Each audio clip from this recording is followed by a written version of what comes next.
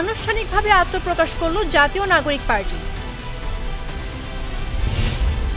গণপরিষদ নির্বাচনের মাধ্যমে সংবিধান প্রণয়ন প্রাথমিক লক্ষ্য, বলেছেন নাহিদ ইসলাম। দল গঠনের পরই গণপরিষদ নির্বাচনের দাবি জানালেন আখতার।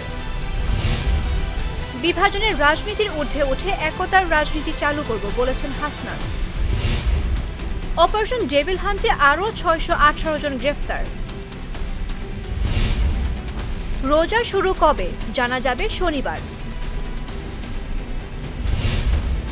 সামান্য বৃদ্ধি পেতে পারে দিন ও রাতের তাপমাত্রা। জুলাই যোদ্ধা এ ক্যাটাগরি ৪৯৩ জনের তালিকার গেজেট প্রকাশ। ৪ লাখ ইয়াবা সহ ১৬ পাচারকারী আটক।